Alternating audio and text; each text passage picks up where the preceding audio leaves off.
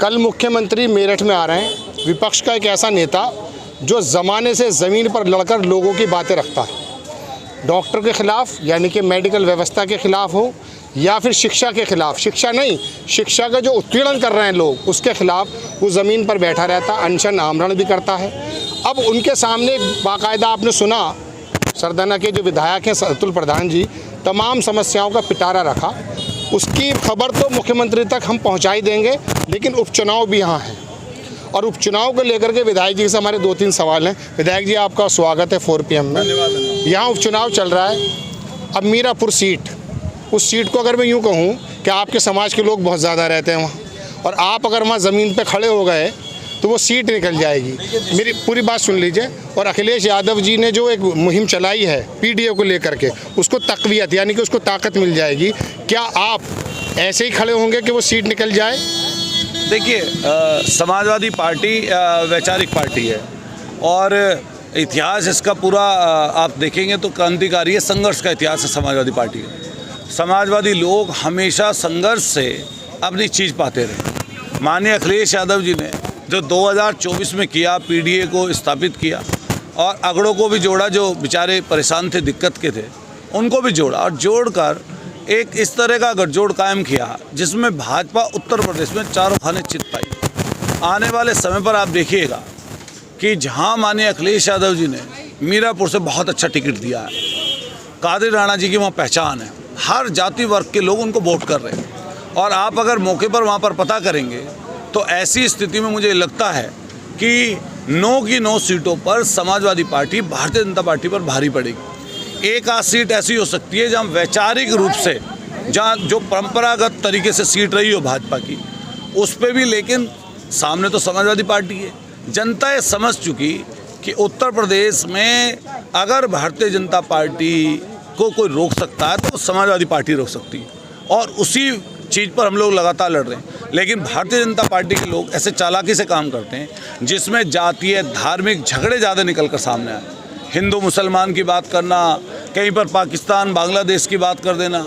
हम लोग कहना चाहते हैं हम लड़ते हैं दवाई पढ़ाई पर। हम किस पर लड़ रहे हैं? आपकी सड़क के विषय पर लड़ रहे हैं। हम ऐसे ऐसे विषयों पर लड़ रहे हैं जिससे जनता को डायरेक्ट लाभ होना है और डायरेक्ट जनता का मन ना भटके, इसके लिए भी लगातार लड़ाई हमारी जारी रही है। चूँकि मेरठ कमिश्नरी है, जोन है, बड़ी पैस्ट यूपी में बड़ी जगह है, तो उसको लेकर हम लोग लगातार कुछ ना कुछ करते रहते हैं।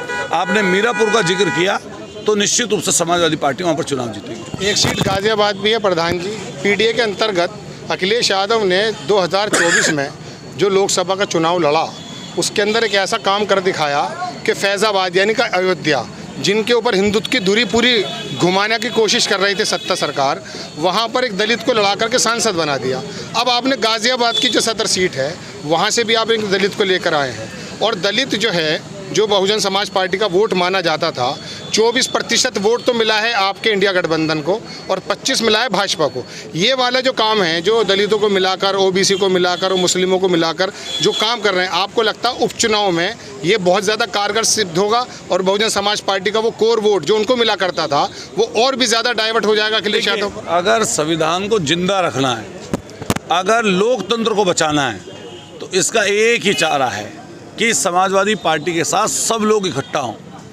और समाजवादी पार्टी उत्तर प्रदेश में इकलौती ऐसी पार्टी है जो इनको आमने सामने हरा सकती है। इसलिए बहुत ज़रूरत है इसमें दलित हमारे भाई जो हैं, जो बड़ी संख्या में हैं, मूल निवासी, उनकी भागीदारी 2024 के चुनाव में, 22 के चुनाव में भी समाजवादी पार्टी के पक्ष में रही। और वो इस समय पर ये समझ गए हैं कि आने वाले समय पर, आने वाले दौर में सिर्फ समाजवादी पार्टी ही उत्तर प्रदेश में जो है भारतीय जनता पार्टी को हराएगी। तो बड़ी संख्या में PDA समाजवादी पार्टी की तरफ जा रहा है। योगी आदित्यनाथ की सरकार में एक मंत्री हो रहे हैं राजभर, परसों मेरठ आए थे विधायक जी, और उन्होंने आकर कहा कि आप सब जानते हैं जब जिसकी सत्ता होती है वो ये उपचुनाव जीत लेता है। यानी कि गोया कि उनको EVM का और सरकार के तंत्र पर इतना विश्वास है। ऐसा है क्या? ये लोग लोकतंत्र विश्वास ही नहीं करते, ये तो जबरदस्ती पे विश्वास करते हैं। लोकतंत्र को खत्म करने पर विश्वास करते हैं। डेमोक्रेसी को खत्म करने का इनका एक इश्यू हो गया है, इनका मन बन गया है और चाहते हैं कि छल कपट द्वेष और इस तरीके से ऐसी चीज़ें करके, इसीलिए इन पर कोई जनता विश्वास नहीं कर रही। और ये जो बात कह रहे थे अभी कि सत्ता पक्ष जीत लेता है, क्या लाठी चलवाओगे, क्या लोगों को मरवाओगे भाई? अरे स्वतंत्र रूप से लोकतंत्र में अपनी वोट डालने का अधिकार है, तो जहाँ वोट डालना चाहे वहाँ डाले। रामपुर में हुआ ऐसा ही, यही तो करना चाहते हैं, यही इनके दिमाग में। इसको रोकने के लिए कोई प्लानिंग है आपकी? नहीं, जनता है प्लानिंग। जनता जब चाहती है तो देखिए 2024 में क्या किया, जब जनता एक तरफा खड़ी हो जाएगी और समाजवादी पार्टी इकट्ठा मजबूती से लड़ेगी तो आगे आगे पाएंगे ये लोग। विपक्ष का एक नेता जिसका नाम अतुल प्रधान जमीन पर तो रहता है लेकिन पूरे सूबे पर भी वाकई नजर रखता है। उपचुनाव पर बड़ी बेबाकी से कहा कि जनता इनको हराएगी और तंत्र और बाकी जो सरकार करना चाहती है उसमें उनको कामयाब नहीं होने दिया जाएगा।